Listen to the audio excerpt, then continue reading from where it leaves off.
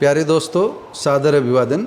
मैं हूं आपका साथी महेश कुमार वैद्य और आप देख रहे हैं एनजेपी इंडिया। सबसे पहले करता हूं इस चैनल को लाइक और सब्सक्राइब करने की विनम्र अपील। दोस्तों, आइए अब बात करते हैं टेक्नोलॉजी की दुनिया की।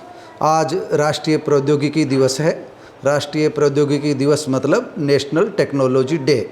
जिन लोगों की उम्र इस समय 50 से शतायु पार हो चुकी है, उन्होंने तकनीक के नए दौर को बहुत नज़दीक से देखा है। डिजिटल दुनिया में पैदा हुए युवाओं को शायद 40-50 साल पहले की दुनिया की इतनी समझ नहीं होगी जो बड़ी उम्र के लोगों को है। आज जिनके घर में बोतलबंद पानी और ब्रांडेड आटे की पैकिंग वाली थैली पहुंच रही हो, उनमें से अधिकांश ने शायद नेजू बाल्टी और हाथ की चक्की वाला ज़माना नहीं देखा होगा। हो सकता है 1% लोग उस समय भी खुश नसीब रहे हों, मगर मैंने अपनी आँखों से अपनी माँ और अपनी पत्नी को और इनकी हम उम्र हजारों महिलाओं को नेजू बाल्टी से गहरे कुएं से पानी खींचते देखा है। नेजू उस मोटी रस्सी को कहते हैं जिससे बाल्टी बांधकर कुएं से पानी निकाला जाता था। 5-6 दशक पहले शहर के कुछ धनाढ्य लोगों को छोड़कर अधिकांश घरों में महिलाएं हाथ से ही पत्थर की भारी चक्की चला करके आटा तैयार करती थी। समय के साथ तकनीक ने जीवन को सरल बना दिया। घरों में नल का पानी पहुंच रहा है तो हाथ की चक्की की जगह मशीन की चक्की ने ले ली है। अब तो बड़ी बड़ी आटा मिलें भी लगी हुई है। बहुत पीछे लौटें तो पाषाण युग में यह भी नहीं था। नुकीला पत्थर ही संभवतः उस समय बड़ा हथियार रहा हो, लेकिन अब पाषाण युग से मानव परमाणु बम तक पहुंच चुका है। गुरुकुल की जगह डिजिटल गुरु की दुनिया आ गई है। लेकिन पिछले कुछ दशकों में तेज हुआ टेक्नोलॉजी का विस्तार कुछ मामलों में बड़ा खतरा भी बन गया है। खतरे की बात करने से पहले ये बता दें कि भारत में प्रतिवर्ष 11 मई को राष्ट्रीय प्रौद्योगिकी दिवस मनाया जा रहा है। इसकी शुरुआत 11 मई 1999 को पूर्व प्रधानमंत्री अटल बिहारी वाजपेयी ने की थी। इसका उद्देश्य भारतीय वैज्ञानिकों और इंजीनियरों की वैज्ञानिक और तकनीकी उपलब्धियों को याद करना है।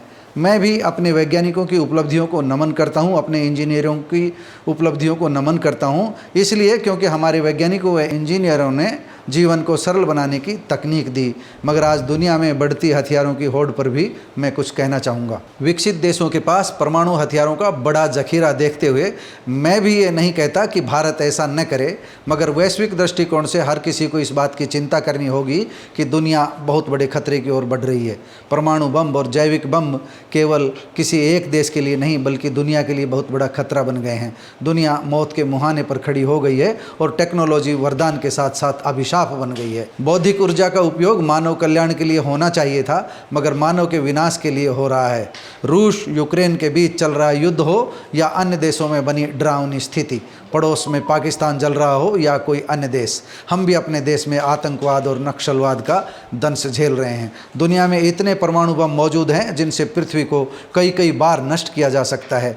जैविक बम तो इससे भी बड़ा खतरा बनकर सामने आया है। लंबे समय से यह बहस चल रही है कि कोरोना वायरस भी मनुष्य की प्रकृति से की जा रही छेड़छाड़ के परिणाम से ही निकला था। मुझे कभी कभी गहरा शक होता है कि मनुष्य दुनिया का सबसे श्रेष्ठ प्राणी है।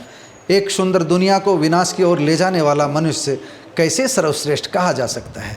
यह सच है कि तकनीक ने मानव जीवन को लंबा किया है, लेकिन यह भी सच है कि तकनीक ने ज़िंदगी को दर्द भी बहुत दिया है। एक ही घर में माता पिता बच्चे सभी मोबाइल पर व्यस्त नज़र आते हैं। मेट्रो का सफ़र हो या रेल बस का, किसी को अपने मोबाइल मित्र से आगे दूसरे की ओर देखने का समय ही नहीं है।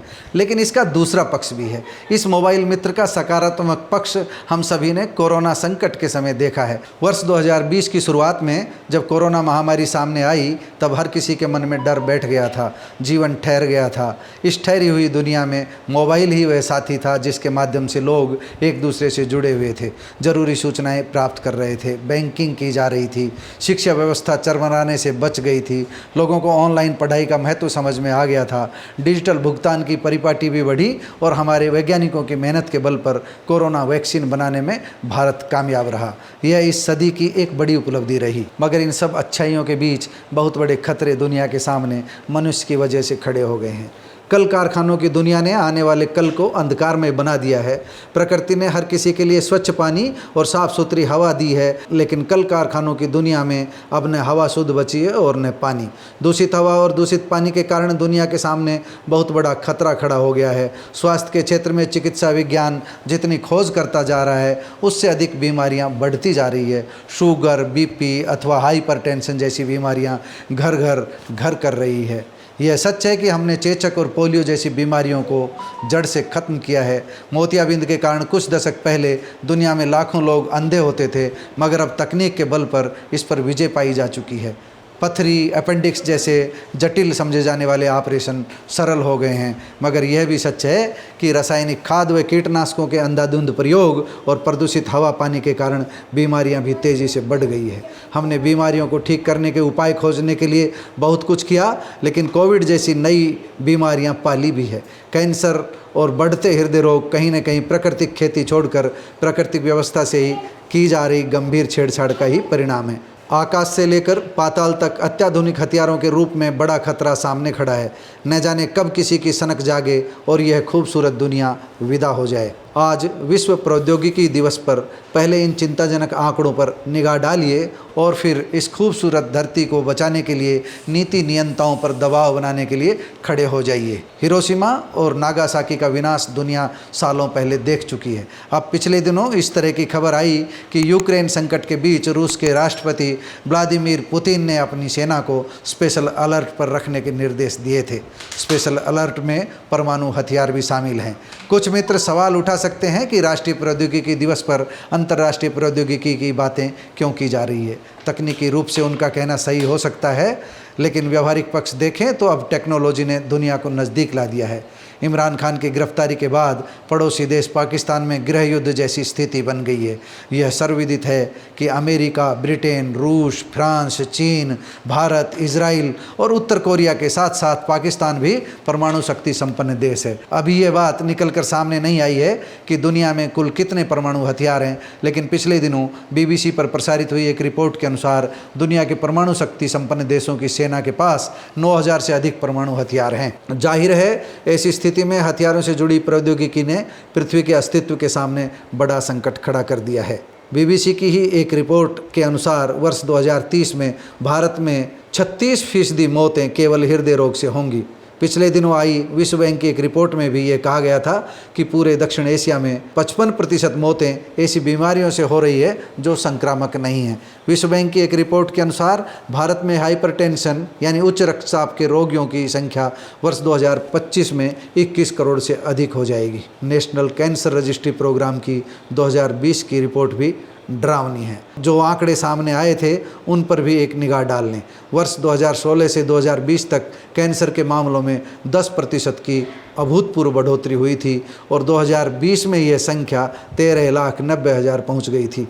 अगर इस रफ्तार को देखें तो 2025 तक भारत में 15,70,000 कैंसर के रोगी हो जाएंगे। भविष्य इससे भी डरावना बताया जा रहा है। चिकित्सा विज्ञान का यह मानना है कि लगभग 1/4 कैंसर के रोग तंबाकू की वजह से हो रहे हैं, लेकिन शेष के पीछे एक बड़ी वजह लाइफस्टाइल और खान पान माना जा रहा है। हवा पानी का जहरीला होना और रसायन युक्त भोजन बड़ी समस्या लेकर आ रहे हैं। प्रदूषित हवा और पानी जलचर, नभचर और उभयचर के लिए घातक साबित हो रहे हैं। प्रौद्योगिकी दिवस पर सबसे बड़ी चुनौती यही है कि किस तरह प्रदूषण रहित तकनीक के बल पर बढ़ती आबादी की आवश्यकता पूरी की जाए, जिससे जनसंख्या नियोजन में मदद मिल सके। स्वास्थ्य एवं परिवार कल्याण मंत्रालय के राज्य मंत्री अश्विनी कुमार चौबे ने वर्ष 2021 में राज्यसभा में स्वयं इस बात को स्वीकार किया था कि राष्ट्रीय कैंसर रजिस्ट्री कार्यक्रम की रिपोर्ट 2020 के अनुसार देश भर में कैंसर के रोगियों की संख्या में अभूतपूर्व वृद्धि हुई है। सदन में उस समय प्रस्तुत किए गए आंकड़ों के अनुसार 2019 में 13,58,415 कैंसर के मामलों की तुलना में 2020 में कैंसर के कुल मामलों की संख्या 13,92,179 हो गई थी। अब तो यह संख्या इससे आगे निकल चुकी है। खैर, इतनी लंबी नसीहत के बाद कुछ पुरानी यादों के साथ बात को समाप्त करते हैं। अब हम कार या बस से शहर पहुंचते हैं, तब हमारे बुजुर्ग सैकड़ों किलोमीटर पैदल जाते थे। तब साइकिल शान की सवारी थी, अब हेलीकॉप्टर से दुल्हन लाना भी अचंभे की बात नहीं रही। दुनिया सैटेलाइट तक पहुंच गई है।